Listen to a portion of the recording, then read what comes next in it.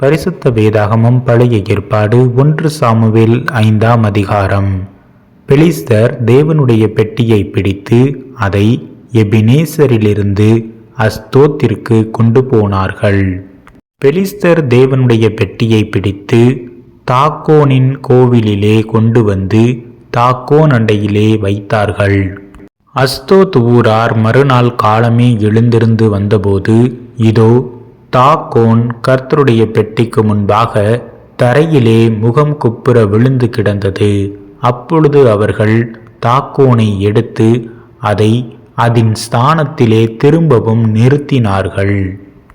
அவர்கள் மறுநாள் காலமே எழுந்திருந்து வந்தபோது, இதோ தாக்கோன் கர்த்தருடைய பெட்டிக்கு முன்பாக தரையிலே முகம் குப்புற விழுந்து கிடந்ததும் அல்லாமல் தாக்கோனின் தலையும் அதன் 2 கைகளும் வாசற்படியின் மேல் உடைப்பட்டு கிடந்தது. தாக்கோனுக்கு உடல் மாத்திரம் மீதியாயிருந்தது. ஆதலால் இந்நாள் வரைக்கும் தாக்கோனின் பூஜாரிகளும் தாக்கோனின் கோவிலுக்குள் பிரவேசிக்கிற யாவரும் அஸ்தோத்தில் இருக்கிற தாக்கோனுடைய வாசற்படியை மிதிக்கிறதில்லை.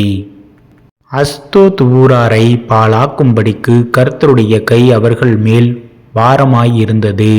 அவர் அஸ்தோத்தின் ஜனங்களையும் அதன் எல்லைகளுக்குள் இருக்கிறவர்களையும் மூல வியாதியினால் வாதித்தார்.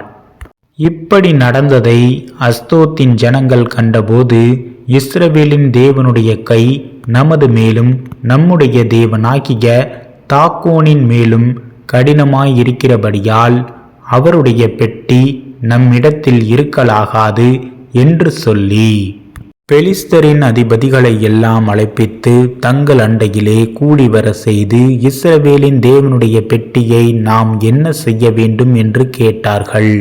அவர்கள் இஸ்ரவேலின் தேவனுடைய பெட்டியை காத் பட்டணம் மட்டும் எடுத்து சுற்றி கொண்டு போக வேண்டும் என்றார்கள்.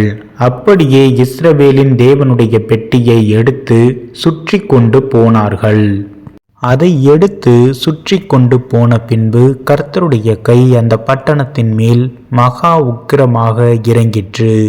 அந்த பட்டணத்தின் மனுஷருக்குள் சிறியவர் துவக்கி பெரியவர் மட்டும் மூல வியாதியை உண்டாக்கி அவர்களை வாதித்தார். அதனால் அவர்கள் தேவனுடைய பெட்டியை எக்ரோனுக்கு அனுப்பினார்கள். தேவனுடைய பெட்டி எக்ரோனுக்கு வருகிறபோது எக்ரோன் ஊரார் எங்களையும் எங்கள் ஜனங்களையும் கொன்று போட இஸ்ரவேலின் தேவனுடைய பெட்டியை எடுத்து எங்கள் அண்டைக்கு சுற்றி கொண்டு வந்தார்கள் என்று கூக்குரலிட்டார்கள்.